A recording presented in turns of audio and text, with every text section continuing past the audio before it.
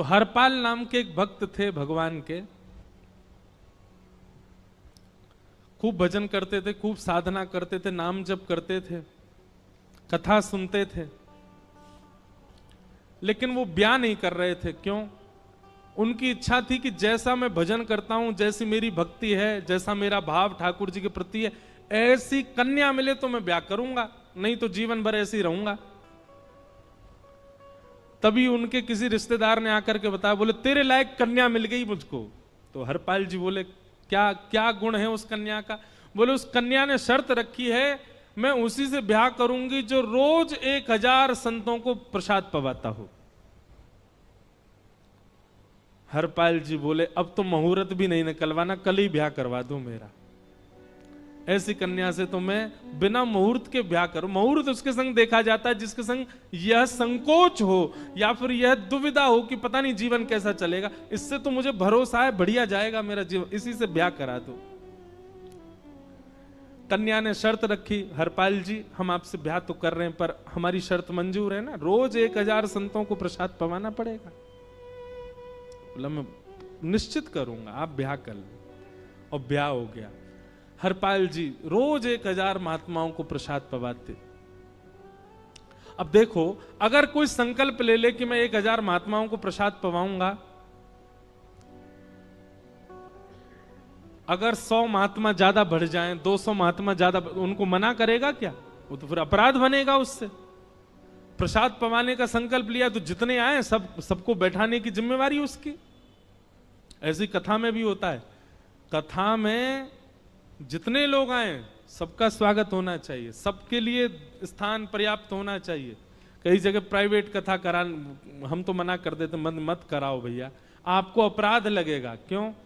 वैष्णव को पता चला कि कथा हो रही, वो सुनने आ गया, जगह नहीं मिली या फिर वो बैठ नहीं पाया, तो खाली रहे भले ही स्थान, पर फिर भी स्थान बड़ा रखो ताकि कोई भी आए तो कोई रहे ना कथा से, नहीं तो कथा कराने वाले को अपराध लगता है। वैष्णव बिना सुने चला गया। तो हरपाल जी ने नियम ले लिया, रोज 1000 महात्माओं को भोजन कराते। अब 1000 की जगह कभी कभी 1200 भी हो जाते, 1300 भी हो जाते, 1500 भी हो जाते, लेकिन हरपाल जी करते कुछ नहीं थे, कमाई का कोई जरिया नहीं था, केवल दादा परदादाओं की पुश्त से जो उनके पुश्तैनी धन था उसी को ही खर्च करते जा रहे थे। 1 साल तक बढ़िया चला, 1.5 साल बढ़िया चला, लेकिन 1.5 साल बाद धीरे धीरे धन खत्म होने लगा। जैसे ही धन खत्म होने लगा, हरपाल जी बड़ी चिंता में आ गए, क्या करें। पत्नी को नहीं बताते थे, क्यों? बोले इससे तो शर्त लगी, इसको क्यों बताऊं अपना दुख, इससे तो शर्त मेरी यही शर्त थी कि रोज 1000 संतों को भोजन कराना।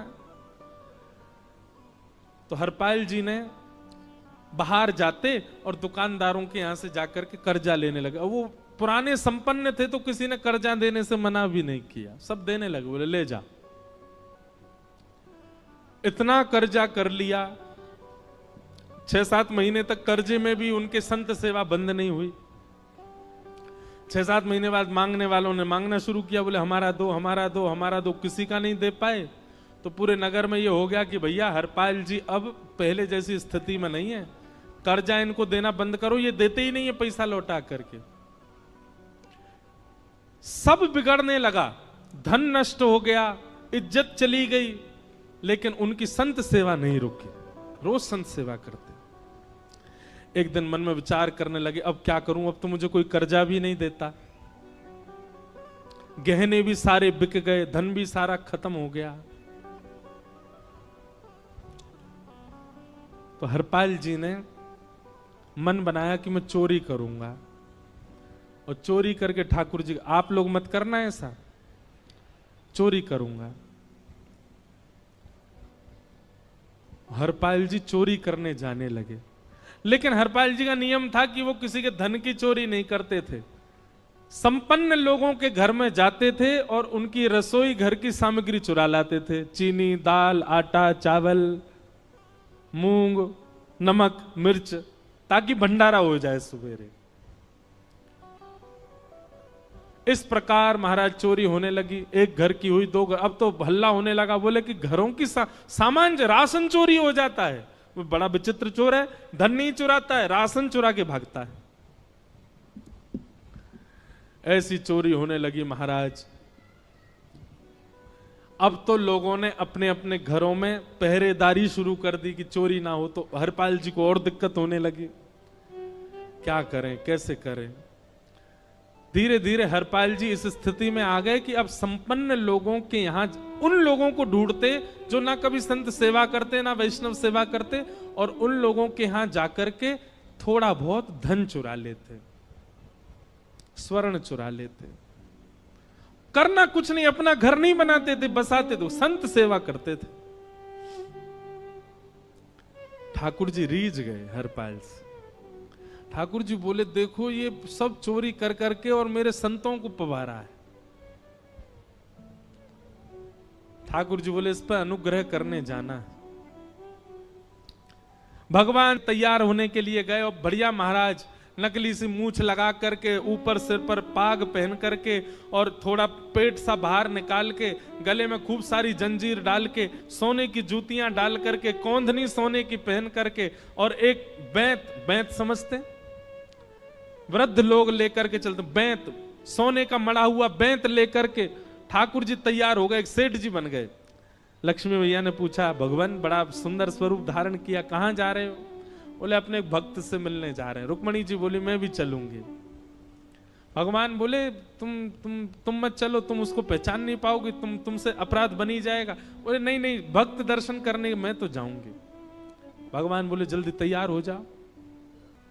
रुक्मणी जी एक सेठानी बन गई, ठाकुर जी सेठ जी बन गए। और दोनों ने मन में विचार किया कि हरपाल जी को दर्शन देना है। और यहां हरपाल जी की स्थिति क्या थी? अब संत सेवा के लिए कहीं से भी धन नहीं मिल रहा था। तो हरपाल जी एक मार्ग पर जाकर के बैठ गए और सोचने लगे, कोई धनवान यहां से निकलेगा तो उसको लूट लूंगा और लूट के भाग जाऊंगा, सारा धन संत सेवा में लगा दूंगा। तभी उस मार्ग पर कोई और तो आया नहीं, ठाकुर जी सेठ बन करके आ गए। और महाराज खूब सारे गहने पहन करके, पाग बढ़िया सोने की जड़ाऊ पाग पहन करके, ऐसे वस्त्र पहन करके, और छम छम करते चलते आ रहे हैं। उन गहने ही बज रहे हैं ठाकुर जी के।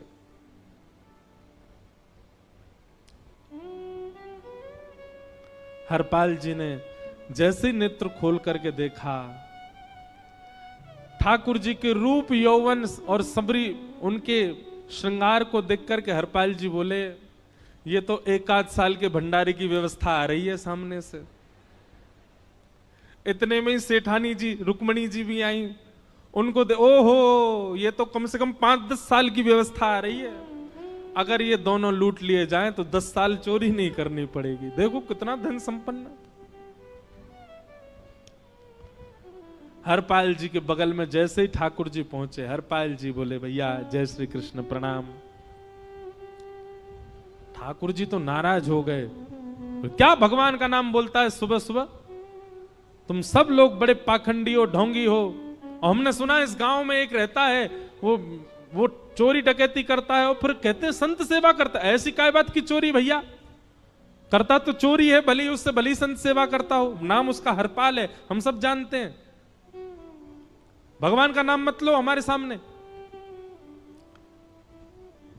हरपाल जी समझ गए, वो तो बिल्कुल भगवत विमुख है, इसकी तो एक अंगूठी भी नहीं छोड़नी मुझको, इसका तो सब लेके जाऊंगा।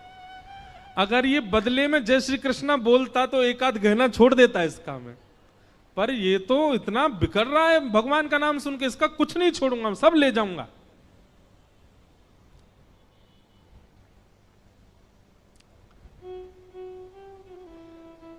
हरपाल जी बोले, हाँ भैया, एक रहता तो है डकैत इस गांव में, और उसका कोई पता नहीं है, वो कभी भी आ जाता है। लेकिन एक मार्ग जंगल में होकर के है, उसमें गांव में नहीं जाना पड़ता। जंगल से गुप्त चुप निकल करके पूरे गांव पार हो जाएंगे, आप शहर पहुंच जाओगे। उसका रास्ता मुझे ही पता है। सेठ जी बोले, तो तुम हमको पार करवा दो। हरपाल जी बोले, मैं पार तो करवा दूंगा, लेकिन भगवान मेरे घर कुछ मेहमान आए हैं, उनके भोजन आदि की व्यवस्था के लिए मैं तो बाजार आया था, मेरे पे धन नहीं है, आप यदि मुझको कुछ दे देंगे तो मैं घर पर व्यवस्था करके आऊंगा, तुरंत आपको लेकर के गांव पार करवा दूंगा। ठाकुर जी ने उसको कुछ सोने की मोहर दे दी, बोले लो तुम अपने घर की व्यवस्था कर आओ। हरपाल जी ने सामग्री खरीदी, घर पर पहले व्यवस्था करके आए। बोले आज की व्यवस्था हो जाए, क्योंकि आज तो 10 साल का सब चोरी करना समय लगेगा। पत्नी से कहा भोजन प्रसादी बनाओ, संतों को पवाओ, संत पूछेंगे मैं कहां है तो कहना कि आप लोगों की 10 साल की व्यवस्था करने गए आज। हरपाल जी लौट करके आए और सेठ जी से कहा आइए आइए चल दीजिए मेरे साथ और हमारे संगी चलना बिल्कुल। ठाकुर जी रुक्मणी जी चलने लगे। जैसे ही विहंगम जंगल में पहुंचे, भयंकर भयावह जंगल, बीच जंगल में जैसे ही पहुंचे, हरपाल ने पीछे मुड़ करके देखा, दोनों चले आ रहे हैं। तुरंत महाराज वो तो अपने रूप में आ गया, शेर की तरह गर्जना करने लगा और अपने सिर का स्वाफा निकाल करके सामने बिछा दिया। भगवान जो सेठ जी के रूप में आया, भगवान बोले भैया ये क्या कर रहे हो? बोले मैं ही हरपाल हूं। सारे सामग्री निकालो, डाल दो यहां पे, एक चीज भी मत छोड़ना, नहीं तो तुम जानते नहीं हो तुम्हारा क्या करूंगा। ठाकुर जी तो थर थर कांपने लगे। रुक्मणी जी बोली देखो कैसा नाटक कर रहे हैं, रावण के आगे नहीं डरे थे, कुंभकर्ण के आगे नहीं डरे, हिरण्यकश्यप के आगे नहीं डरे, और वो हरपाल के आगे ऐसे कांप रहे हैं। भगवान तो मन की सब समझ जाते हैं, कौन ही मारने, वो तुम भी कांपो क्यों? बोले भक्त है भैया, ये हमारो भक्त है। अनुब्रजम में हम नित्यम पूये ये तन्य रेणु भी, इसने हमारे लिए सब गवा दिया, हमारे वैष्णव संतों के लिए सब लुटा दिया, इसके आगे भयभीत होने में कोई लज्जा नहीं। लक्ष्मी नारायण दोनों कांप रहे हैं और हरपाल कह रहा सब निकालो। ए सेठानी जी कान के कुंडल उतारो। कान कुंडल उतार दिए, नाक की नथनी उतार दी, सब उतार उतार के धर दिए, हाथों के सब कड़ूला आदि भी धर दिए। भगवान ने भी अपने सब उतार उतार। बोले बैंत कहां लेके जा रहे हो? इसको भी धर दो। बोले अरे भैया बुढ़ापे की लाठी, हम गिर जाएंगे। बोले कुछ नहीं गिरोगे, धर दो इसको। जीवन में कभी राम ना, जय श्री कृष्ण बोलने पे चिल्ला रहे थे मुझ पे, रखो इसको यहां पे। सारा धर दिया। बोले बहुत बढ़िया हो गया, अब 10 साल की व्यवस्था हो गई। इतने में भगवान की कनिष्ठ उंगली में एक अंगूठी थी। हरपाल बोला ये कहां बचा के ले जा रहे हो, उसको दो। बोले अरे भैया ये तो बहुत बचपन की हमारी अंगूठी है और ये आज तक हमारी निकली नहीं है और ये निकल ही नहीं पाएगी, इसको बाहर हम निकाल ही नहीं सकते, इसको तो रहने दो हमारे पास। बोले तुम क्या जानो, इस अंगूठी से कम 1 हफ्ता संत भोजन होगा और तुम पे तो दया करनी नहीं है। चिल्लाए थे मुझ पे जय श्री कृष्ण बोलने पर, निकालो इसको। भगवान खूब प्रयास करें, वो नहीं निकले तो हरपाल जी ने उंगली पकड़ी, बोले इसको काट देता हूं मैं, तुम्हारे पास उंगली रहने का कोई काम नहीं है, तुम उंगली से करते ही क्या हो। और महाराज जैसे ही उंगली पकड़ करके काटने का मन किया, वो काटने ही वाले थे, इतने में ही द्वारिकाधीश भगवान शंख चक्र गदा पद्म धारण करके प्रकट हो गए सामने। रुक्मणी जी महालक्ष्मी के रूप में प्रकट हो गई और दोनों ने अपने अंक में हरपाल को भर लिया। हरपाल जी समझ नहीं पा रहे ये क्या हुआ, दूर हटे। बोले नाथ, बोले हम साक्षात द्वारिकाधीश, ये साक्षात रुक्मणी तुम्हारी भक्ति से प्रसन्न होकर तुमको दर्शन देने आए हैं।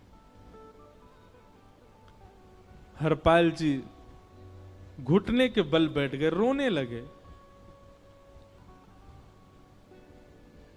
मैंने अपने नाथ को लूटा, आज मैंने अपने स्वामी के साथ डकैती कर रहा था, मैं अपने स्वामी की उंगली काटने पर मजबूर हो गया था, इसका मतलब तो मैं पापी हूं। मेरा पाप इतना प्रचंड हो गया कि मैं आपके रूप को नहीं पहचान पाया। भगवान ने हृदय से लगा, नहीं हरपाल, तुमने कभी अपने लिए प्रयोग थोड़ी किया, तुम्हारी पत्नी भूखे सो जाते हो लेकिन संतों को भूखा नहीं जाने देते। ठीक है, उसके लिए भले ही तुमने वह गलत मार्ग अपनाया जो नहीं अपनाना चाहिए था, परंतु उसमें उद्देश्य कोई और तो नहीं था, मेरे जनों की सेवा ही तो थी, मेरे वैष्णवों की सेवा। और देखो हरपाल, एक मेरी बात सुनो, आज तुम्हारे मन में ग्लानि होती है कि तुमने दूसरों का धन हड़प करके और उससे संत भोजन कराया। वास्तव में इसका विधान शास्त्रों में यह बताया गया, जिसके धन से भोजन बना और संतों ने पाया, परोसा भले ही किसी ने भी हो, कार्यक्रम भले ही किसी ने भी कराया हो, पर धन जिसका लगता है पुण्य उसी को मिलता है। तुमने तो अपने गांव के, शहरों के उन लोग जो कभी संत सेवा नहीं करते थे, उनके धन चुरा चुरा करके उनको पुण्य बांटा है। तुमने कुछ गलत नहीं किया है। हां, अपने प्रयोग में यदि लेते तो पाप हो जाता, लेकिन तुमने तो एक रत्ती भी अपने प्रयोग में नहीं ली, सब संतों में लगा दी, और जितने लोगों का धन चुराया उन सबको पुण्य प्रदान कर दिया। हम तुमसे बड़े प्रसन्न हैं। हरपाल जी चरणों से लिपट गए, बोले नाथ आप बड़े कृपालु, बड़े दयालु। भगवान बोले अब हमने दर्शन दे दिया, अब हम जाएं। और सुनो, ये सारा धन हमने दिया है, 10 साल का नहीं होगा इससे। तो बोले जब तक तुम जीवित रहोगे तब तक की सेवा बनेगी, इससे संत सेवा चलती रहेगी। ये सारा धन आभूषण हम लेकर के इसीलिए आए थे, ताकि तुमको अब कभी किसी से मांगना ना पड़े, किसी से हड़पना ना पड़े। बोलो भक्त वत्सल भगवान। तो एक भक्त जीवन संगी का प्राप्त होना भगवत दर्शन तक ले जा सकता है आपको।